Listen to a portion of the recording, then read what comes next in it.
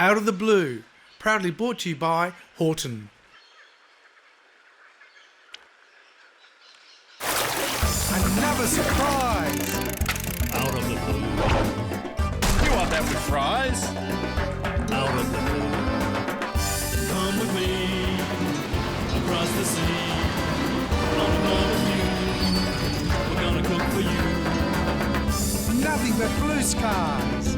Out of the blue, You want some chili with those fries?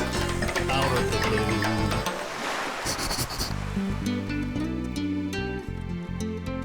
Emerging from its history as a penal colony to one of Lonely Planet's top 10 cities to visit.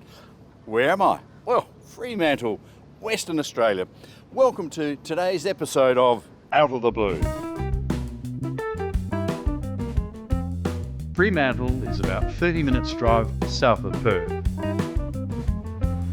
In today's program, we take a look at the much sought after Rottnest Island scallops and how business and fisheries work together to maintain this sustainable industry. Then I cook them up with noodles, oyster sauce, and broccolini. I'm visiting the Fremantle Market, rich in history, vibrancy and culture. But first, Peter tells us about the evolution of Fremantle.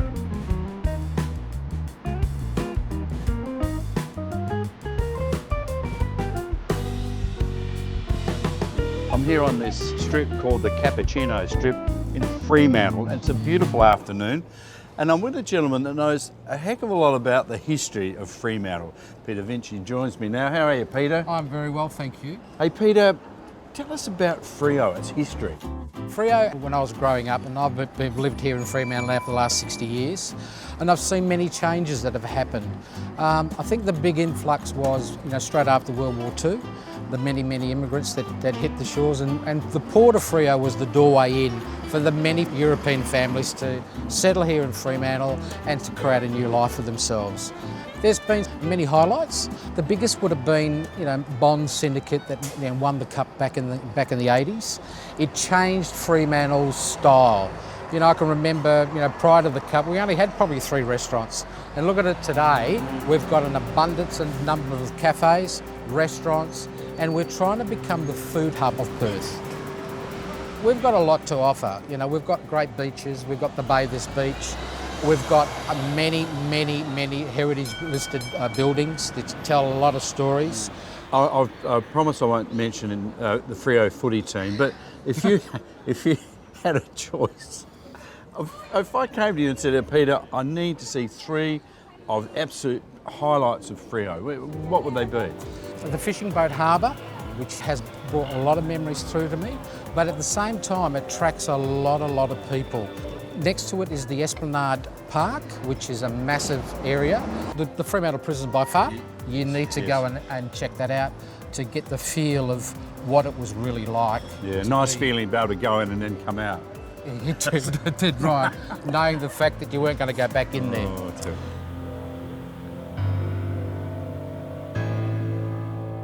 So, Peter, look, I'd have to ask you before we say goodbye, but this is a book that you've written about the family, Fremantle's family recipes. So the cookbook is just not a normal cookbook. It's got stories, it's got history, and it's got the reflection of memories that the families share. Spaghetti alla carbonara. Alla carbonara. Oh, Peter. Hey, Peter, we could speak for hours. I know we can. I thought you may have been involved with the Da Vinci's. I wish I was. Leonardo's my hero. After the break, my mate Keith whips up a scallop recipe we'll all want to cook. Is that so simple? I can't believe it. It's What, quick, it's isn't it? 2 or 3 minutes max.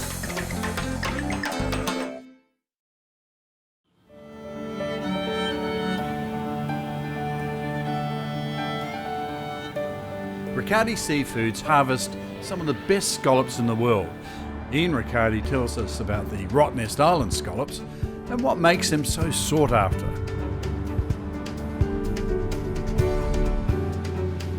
With scallops, they're, I suppose, like any animal sort of in the environment, sort of climatic conditions and things that impact them.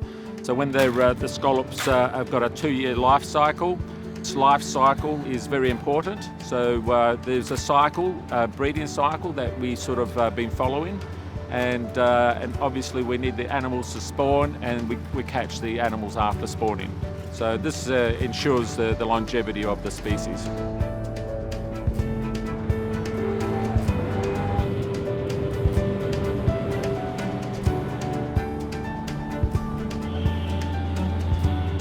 The harvesting of scallops, we trawl. We don't sort of dredge, but we trawl. We have tickler chains on nets, and they skim the surface of the bottom, and scallops jump in front of the net and the product gets caught. We, together with the MG Callis Group, own the licenses here out of Fremantle, and we're able to sort of land this product fresh on a daily basis. We've done a lot of sort of work with chefs, and they can see the difference in the sweetness and the texture when they lay out their plates. I like the scallop sort of lightly seared, and just, as I say, just a minute sort of on the hot plate, and a little bit of oil and lemon, and just the flavour is all there. I also like it with the, cooked with the spaghetti, a fresh tomato sauce, a little bit of chilli and garlic, and the flavour's all there.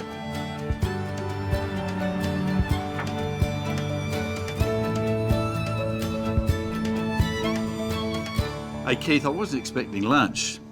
This looks interesting. What are you going to cook? We're going to cook rottnest scallops, seared, and we're going to put a bit of broccolini, some noodles, shallots, a little bit of chives and some coriander. Nice and quick. First step is that we've got our scallops, which we've already patted dry. It's very important to pat them dry. So here we go. So you'd have this sort of the smoke alarm. You've had all that tested? Yeah, smoke alarm's fine, and off we go. I've never had a dish like this before. No, right, wait. I thought you had to treat the scallops with absolute tenderness. Well, the thing with any seafood is you have to cook it very, very quickly, and we don't want to overcook them. Yeah, look at those. And they look beautiful. They do. Now, They're nice and plump. When we've got the scallops like that, you can see that they're just seared. So we'll take those off, and we'll put them on a bit of kitchen towel. How many scallops would you work out per person, do you reckon, for a main course? Depending on the size, but you'd be looking probably about, I reckon, 10 to a dozen. Now, what we'll do You here... could just have them like that, Keith. They look fantastic. Oh, Now, don't worry they're about really the rest. nice. Oh, sorry. Yeah. Okay, all right. This is the peanut oil. So we want to put a little bit of oil in there, but we'll get those shallots in there now, nice and hot. You can hear them sizzling. Yeah, you can do that for us. And we'll put that broccolini in there. Oh, look at that. And just a touch of brown sugar, just to give it a little bit of a shine and a gloss. Now, in that, we'll put a little bit of light soy. Not too much, because we don't want to detract from the flavour of the scallops. No, right. Yeah. Just a drop of sesame oil. Don't you love sesame oil? It's very, very strong, so we don't want too much. A little bit of oyster sauce. And that's really to taste. Yeah. Now, chilies, and once again, depends on how you like them. More? Yeah, I like, Bit of coriander? Bit of coriander. So you just plucked that coriander, you didn't cut it? Just pluck it. Yeah. We've got our noodles there, which we've already heated up. Toss that in there. Now what we want to do is just pop those scallops back in there. That is so simple, I can't believe it. It's what quick, if isn't it's it? 2 or 3 minutes, max? The thing with Absolute seafood max. is that if you keep it very simple and don't detract from the flavour of what you're cooking, you're in business. Can we eat it now? I think we're in business. Yeah. Very sensible. Off we go. What's it again? What are you calling this? Well, it's just a stir fry with rottnest scallops and a bit of broccolini and a few bits and pieces. Get a bit of garlic in there if you want. After the break, we visit the Fremantle Markets for a touch of shopping, and then on to Houghton Winery to cook up our next tasty recipe.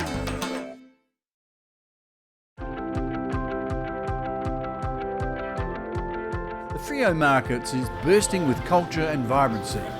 People bustling about with their purchases of art, crafts and fresh food.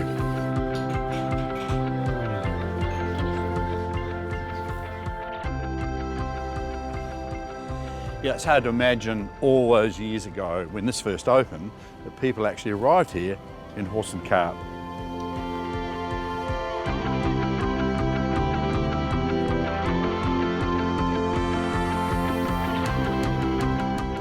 Natasha, tell me about the rich history of this market. Oh, there's lots to tell. So in 1897, the Fremantle Markets opened. Now back then there would have been 15 shops, I think it was, and 13 internal shops inside the market. Over the time, the market then changed into a wholesale market. In 1975, it opened as what it is today, the Fremantle Markets. And I would imagine it'd be a great magnet for tourists as well as locals. Oh, an absolute must for tourists. Something to eat. It's where you can experience the Fremantle culture, see a busker, feel part of them, get inside the atmosphere, feel part of the community. Natasha, tell me how the market's evolved over the years to where it is today. I think markets have become where people experience the fad. What's new, what's hip, what's happening. Like at the moment, it would be in the food part, we have something that's called roux tea, where it's the Australian native herbs people made into teas. So it's people want to experience what's health, what's fresh, what's new, what's local. And then it's for your clothing, it's what's hip, what are all the young hipsters wearing? It's a testing ground, and that's what we like to remain. Cutting edge. Cutting edge, yeah. I have to say, walking in the doors there, the quality of the produce, the fruit and veg, is quite amazing. I mean, it's just really standout quality. Family businesses. The people that, some are growers and some of the produce is brought in from other farms, but the people that are selling it to you are the owners. Now, what about the Heritage Trail Guide? I understand that's very popular for people to follow. Yes, Fremantle being a heritage town, people want to know the heritage of the building. The fact that we used to have these where we're standing now were old horse stables and chicken coops. Yeah. So people want to know what it used to be like. Why are there cobblestones on the floor? It was a safety mechanism to hear the horses coming. People want to know. Yeah. Well, it's a fabulous market. Thank you for taking us on a tour. But if people come here, of course, they can pick up a copy of this Heritage Trail Guide and enjoy the wonderful sights, the senses, the tastes of the Freo market. That'd be great.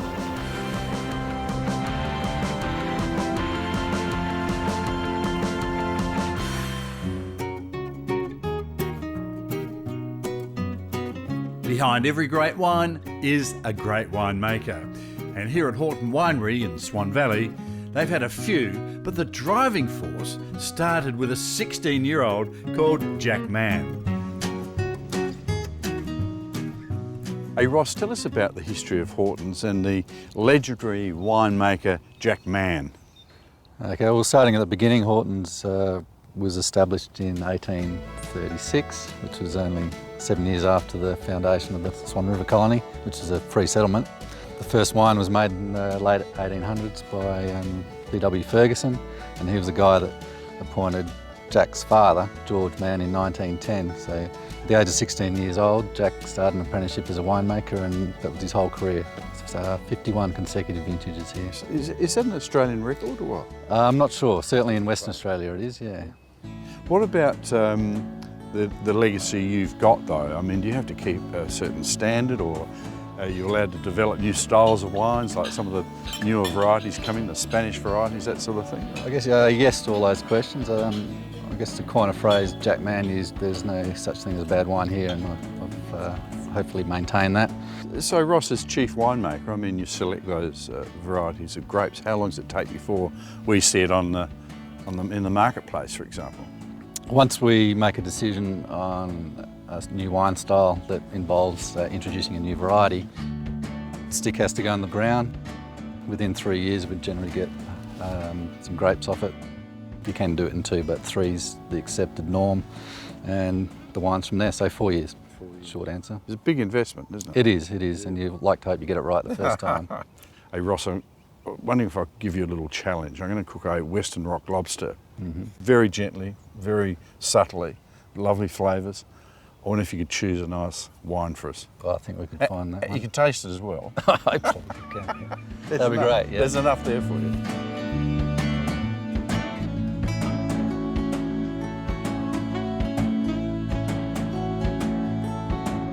Now this next recipe, I'm flying solo. It's a fabulous recipe. It is lobster with lemon butter wine sauce. Now look, I'm a little bit apprehensive about the recipe, and I figure if I can do it and get through it all in one piece, then you certainly will be able to do it. The ingredients are simple. Firstly, in a pan like that, we're going to put some beautiful Houghton's white wine, some white onion in there like so, and some freshly squeezed lemon juice. Now, that has to stay in that pan and reduce by about 50%, and I reckon that's going to take 20 minutes. I'll put the top on and we'll come back and see how it's going in around about 20 minutes.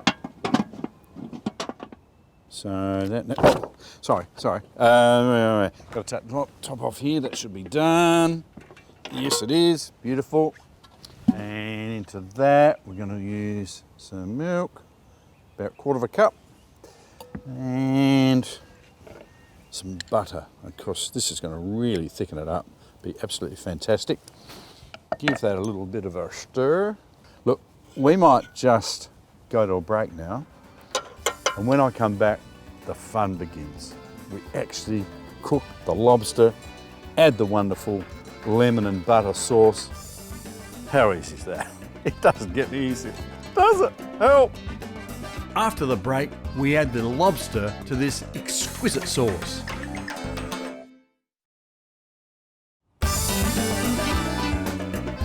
Oh, look how good is this. I've taken the sauce off. That's cooked to perfection. I'll just add a little bit of parsley to it, not too much. I did add a little bit of pepper and salt as it was cooking. And that is ready to roll. Now, the lobster. As you can see them there, I twisted the tail off and got them to a point like that, but I've also just carefully with the knife, just inserted the knife a little bit on the underneath, just so of the cooking time. So there they go. These beautiful lobster. We'll put the top back on again. I reckon they'll probably take 15 or 20 minutes to cook properly. So now that's been about 15 minutes or so. It depends on the heat of your cooker, but on the Weber it's pretty fast. So there they are. That's done. Tidy up the end part first. Strong knife. There, like that. You can use a cleaver. And there's 4 medallions there. We'll just put them on the plate to start with. There you are, beautiful lobster with lemon, butter and white wine sauce. It does not get any better. Lobster and lemon butter and white wine sauce. I bet you it tastes as good as it looks. Demands a Chardonnay, I think.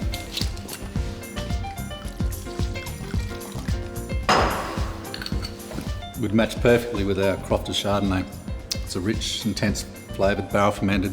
Goes perfectly with the rich flavours of the crayfish. Spot on. It's good. Well, that's our show for the day, and I hope you're hungry. You can get both the recipes and special offers from Houghton's Winery at outofthebluetv.com.au. See you next time.